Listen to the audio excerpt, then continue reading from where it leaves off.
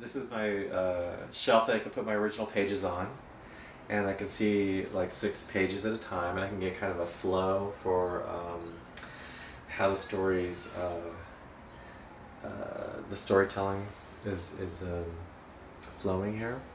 And these are pages from Fearful Hunter, which is my Druid-on-werewolf romance. So my process is that I sketch in a sketchbook. So here you can see the sketch that I worked on, and then I use a light box to trace it onto the Bristol board. I ink with ink. I use a brush.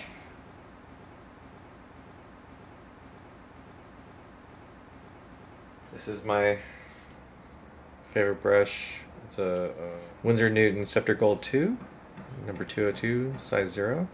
And that's been my, it's not a very expensive brush, but I find that even the expensive brushes, they lose it very quickly, so why go with the expensive ones? After Talony, which was very dense and heavy, and labor, the research was incredibly heavy and time-consuming, I decided I'm just going to do something light and fluffy and gay and romantic. The real spark of it was that I was working on another project based on Charles Mingus, the jazz composer, and Prop 8 passed, and I got really shocked and pissed off because I realized that I just didn't believe that it would pass. So I did nothing, absolutely nothing to, and I just was flabbergasted by that when it and I was scared and freaked out, and I felt, well, I need to do something now. So,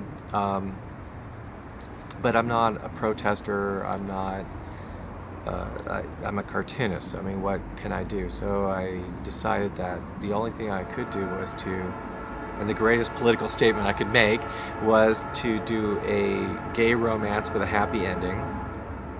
And I chose a fantasy environment with druids and werewolves, where it was outside normal space and environments where none of the baggage of that we're dealing with now, I could just dismiss it.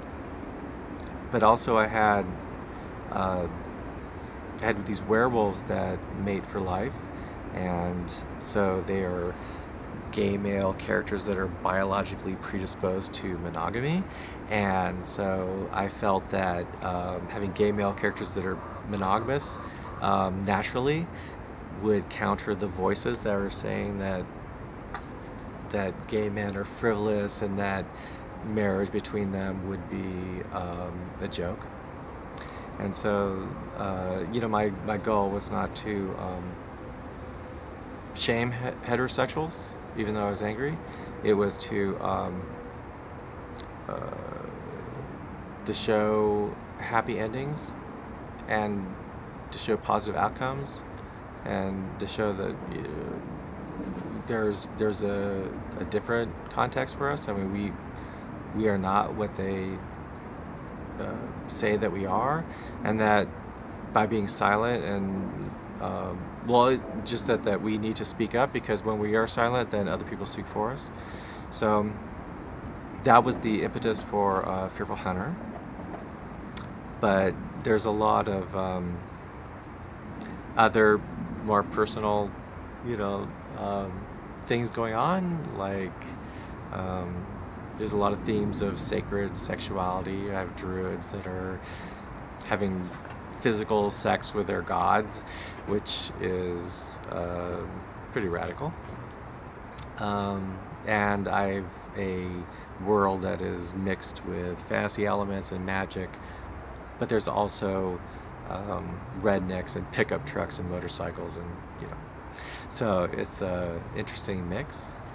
And it's not the it's not really that graphic.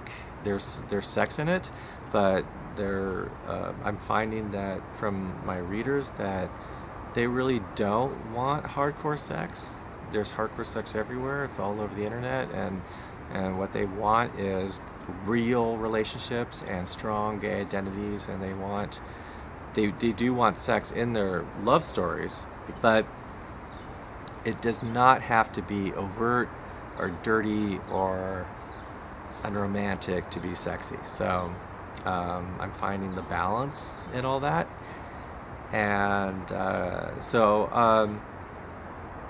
Tell Naked Camille was published by Northwest Press, and Fearful Hunter I'm self-publishing until I finish, and then I will probably find a publisher for the graphic novel.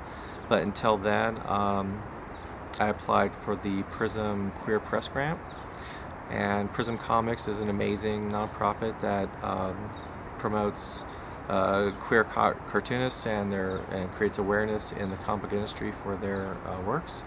And I applied for the grant, and I received it, and I'm very thankful for that. And this has been an amazing year of getting the grant, getting the LAMBDA, and just all these amazing, exciting things. And I've been around for a long time. I started publishing in '92, and but I had been away for quite a bit, and there was a whole generation of people that didn't know who I was. So this is like a great return to comics, and a fantastic year, and an